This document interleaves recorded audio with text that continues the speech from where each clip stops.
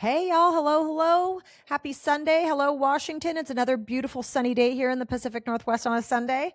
I noted some things in our local media that had to do with legislative session and hot button issues that folks are talking about. And one of them that I'm going to talk about is the Keeping Families Together Act. I From my understanding of it, the goal of the act was to try to keep families together and not remove as many children and put them in the already overloaded foster care system. And the I can understand the proponents of this, and I can understand the opponents of it. I can understand the folks that wanted the law not, they wanted amended. They didn't want it completely erased, because there are situations where parents are being allowed to do drugs like fentanyl with their children still around. And they're like, oh, well, these people have lock boxes that they can put their drugs in and so on and so forth. And I don't agree. I don't agree with that. But I also understand the state's trying to do everything that they can to lessen the burden on the system because there aren't as many foster parents as there should be. Because it's not hard to become a foster parent, by the way. It's just it's really difficult with knowing what you have to deal with when it comes to children that have been traumatized, and not everybody is cut out for that.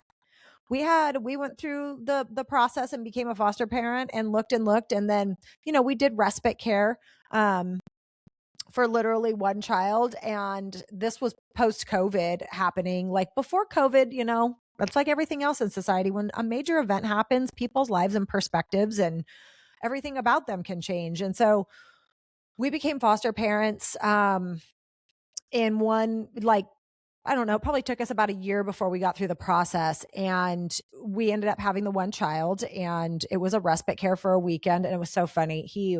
Every time I watch the How to Train Your Dragon movie, I can't help but think of that kid. He always called our dog Doggo. He didn't call him his name Bruno. So sometimes when my husband and I are joking around, we'll go, come here, Doggo. And I think about that little boy, and I hope that he's okay.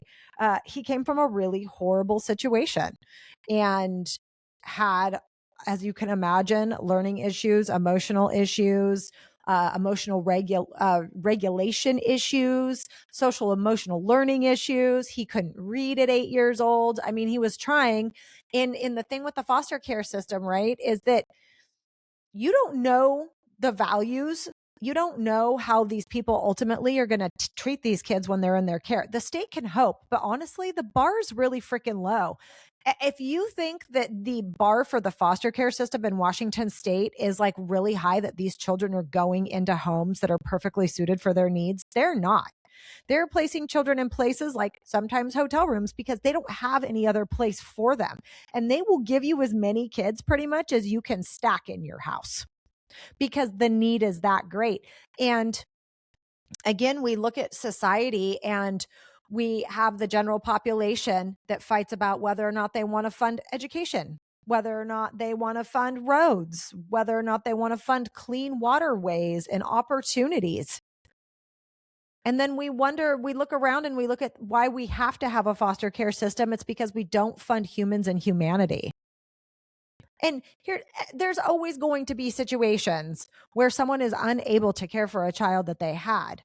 But maybe we start from the beginning and make sure that we have comprehensive sex ed and opportunities for people that may not be living a life that's conducive to having children, and make sure that they don't get pregnant or make somebody else pregnant is the biggest thing, because the most effective form of birth control is a vasectomy.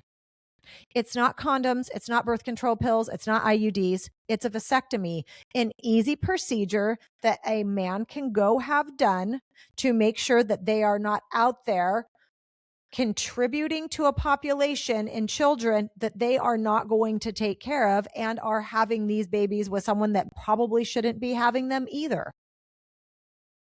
If we're talking about the foster care issue and the system and the poverty and everything else, right? And people would be like, oh, well, you mean that poor people shouldn't be able to have kids? I'm not saying that. What I'm saying is that we don't live in a society that supports human beings.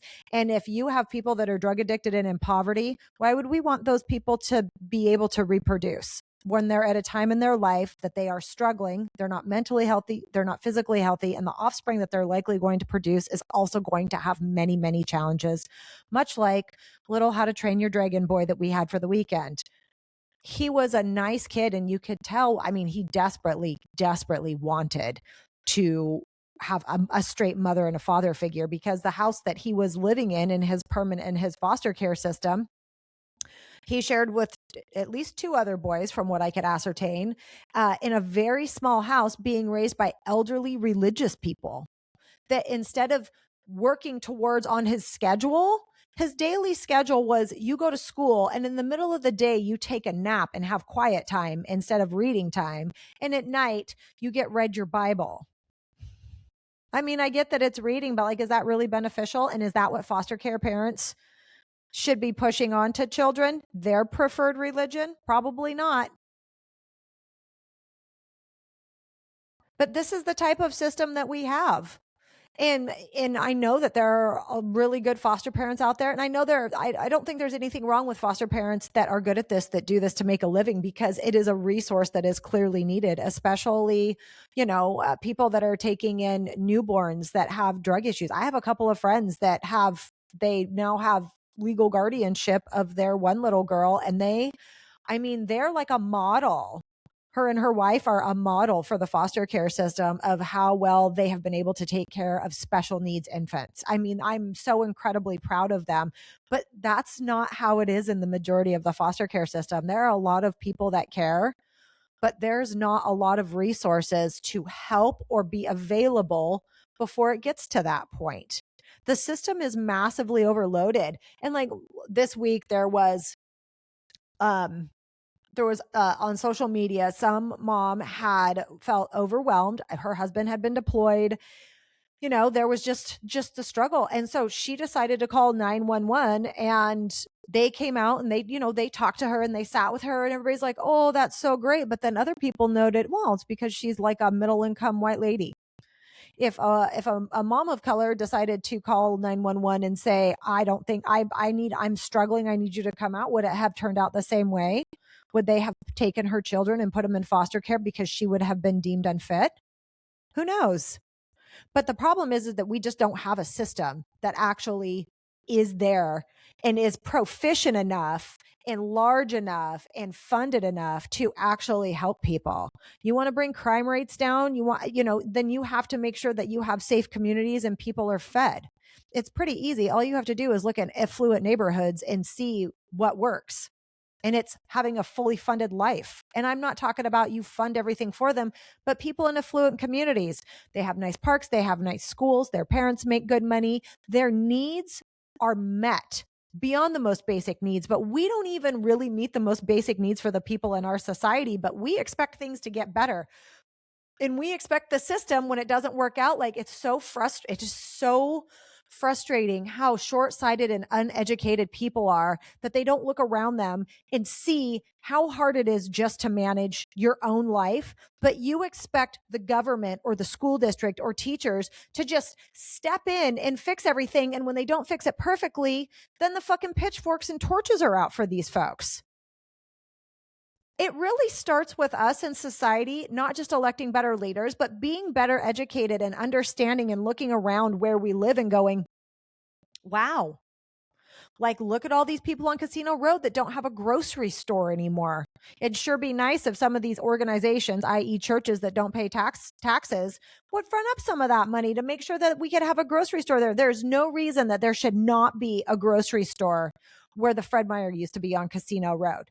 All that did was hurt people, and everybody's hands just seem to be tied because Fred Meyer has a lease for X amount of time. Who knows if they can get out of it? And even though the city, there are people that would love to do something with that area. I mean, we've talked about it. We as our little drunken white lady selves that get together, my friend Kathleen and I, wow, that should be like a whole international district right there. That would be a bomb ass little setup where that is, because that Boeing freeway, that's two Everetts. South Everett and anything north of that part of Everett, they're just two different places. And they should be treated as such from the standpoint is they have different needs, they have a different demographic, but there's real opportunity there to make that a really great area. But we don't want to invest in that. We don't want to invest in humans and humanity. And so when you have to have a Keeping Families Together Act to make that happen, it's about hopefully providing more services to people to make sure that their children aren't removed, when instead what needs to happen is that there needs to be better help and support, especially for moms, right? This whole not supporting just perpetuates cycles of abuse, generational abuse over and over again. If people could leave violent relationships with their children and not have to re-engage in more violence because they don't have the funds to live on their own with their kids. So what do? They end up getting together with other individuals that know that those women and those children are easily preyed upon. And the cycle just continues. We don't give motherhood and we don't give children a real shot and opportunity to make things better because we don't want to. We live in a punitive society. Oh, if you don't do good enough, we're going to take that away from you. We're going to beat you. We're going to put you down. We're going to take away your children. There's absolutely no reason that it shouldn't be better than this if we care like we claim that we care. If the anti-choice, pro-life side of this equation cared, like physically cared, used all of the effort that they put into removing women's rights and bodily autonomy from people into taking care of the children and the women and the families that needed it, it would be a lot better. But they don't do that. They spend their money bringing out speaker preachers to come harass people at Planned Parenthood here in Everett, which is happening this Monday. That's what they spend their money on. But in society, we all want this quick fix. There just is no quick fix. And we give power to people that don't do anything good with it, i.e. the churches, and they get to suck up fucking tax dollars by not having to pay into the system, and they get to keep all their money that could be helping all of these people. Do you know what $120 million, like $120 million just in property taxes for religious organizations alone in Washington state? You could help parents with rent. You could help them with food. You could help them while somebody's in between jobs. And right now, especially what just happened over in Iran with this fucking regime that we have, they just shut down the Strait of Hormuz. That's 20% of the global oil and more than that of natural gas transfers going through there. What's it going to do to our economy here? What's it going to do to gas prices, especially in Washington state? Because we have really high gas prices here because we use those gas taxes and we fund the shit that we need to fund. You know, people, we're not Arizona where we're flat when it comes to roads. We have bodies of water we have to navigate. You know, back in the 70s, they wanted a rail system and nobody would pass it. And we could have done it so much cheaper for what it would be now because there was pretty much nothing north of Northgate. And they could have used all the land that they wanted to without having to eminent domain properties and move all kinds of other infrastructure. But instead, we didn't. Like, life is expensive. And that shit, though, comes from the top down. Again, Washington wants to do a millionaire's tax here, but you have the poor fucking people, the poor conservatives in this state that are like, no, we can't take rich people's money. It could all be so much better than this if it was more fair. These people that have all of this wealth, that have these businesses that are wealthy, that can hide their money and assets and don't have to pay any tax on it, they use the infrastructure of which we provide in order to build and maintain their wealth, i.e. Bezos especially. That man could fund the infrastructure project for the United States and still be like $80 billionaire. $80 million or $80 billion is a billionaire. He could fund the entirety of replacing every school in America and still be worth hundreds of billions of dollars. Schools that needed it, not new ones. You know, I mean, and everybody's just so worried about that. Like there's a small fraction of the human beings that control so much wealth while the rest of us are just fucking scraping by. And then we wonder why we have these issues in society. It just pains me that people just are so short-sighted in this country and they want everything to happen immediately. And when it doesn't, again, the pitchforks and the torches are out. But when you see obvious problems happening right in front of your face, you don't think that these children that are losing their parents to ICE aren't going to be traumatized later, that they're not going to have drug problems? Of course they were. I mean, even Jeff Foxworthy. I was watching a YouTube video of his where he got involved with a homeless program in the Atlanta area. And he admitted that before he went with his buddy to go check it out, he was like, oh, basically just a bunch of fucking whiners, like pull yourself up by your bootstraps. And then he started listening to the stories. And he's a Christian man and he runs this men's group and he brings food and the whole 9 yards. And, good for him. At least he's putting works into it to try to help people instead of being a dick with a fucking sign out in front of places like Planned Parenthood, not helping anybody. And so he was talking to some kid that had lost his mom, lost his dad, lost his siblings. Like he basically had no family by the time he was 18 years old and then was homeless and lo and behold got addicted to drugs. And Jeff Foxworthy goes, and you know what? If that was my life, I'd be addicted to drugs too because I'd have nobody. It would be depressing. Who would want to live like that? Who would want to live feeling that way every day, basically? And that's what these folks that the Keeping Families Together Act, do you think those people came out of good homes? Do you think they came out of homes, the majority of them, where they were supported and loved and cared for and that their houses were clean? I mean, one of the things that I thought was interesting and also gross and just shouldn't be that way, but part of the requirements was like you can't have any pests or rodents in your house. It didn't say you had to have a clean house. It just meant that they had to be roach and rat free. You could still have disgusting countertops, disgusting floors, whatever the whole yards. And that seemed like that was pretty okay because of the desperation to try to find help for kids in families that were struggling, where the parents were deemed no longer the best option for their children to be. I guess maybe we just need to get back to community building to try to make this better. I don't know. But do I think children should be in homes where their parents are actively doing drugs like fentanyl and doing some bullshit of like, well, there's a lockbox, they can lock their drugs up in? No, absolutely. I don't agree with that at all. But do I think that we should have a more proactive approach? I mean, we do try, right? I mean, of course, with the federal food program being slashed, like, I don't know if it's still happening here, and with Washington State having to tighten their belt, and it's not because they're bad at spending, it's because the fucking federal government isn't giving us back our goddamn tax dollars. We are one of 13 states that are bigger contributors than we are receivers. We wouldn't be in this situation if the Fed didn't have our fucking money and not giving it back to us. I know, side tangent, but they're doing what they can to try to help everybody on now of even more of a reduced budget. And on the weekends, when I was a emergency sub teacher here at the Everett School District, kids would go home with bags of food because they are vulnerable families that are food insecure and need help. And that's the best that we could do. I'm sorry. There is so much wealth in this world. There should literally be good food, Fair Start style soup kitchens.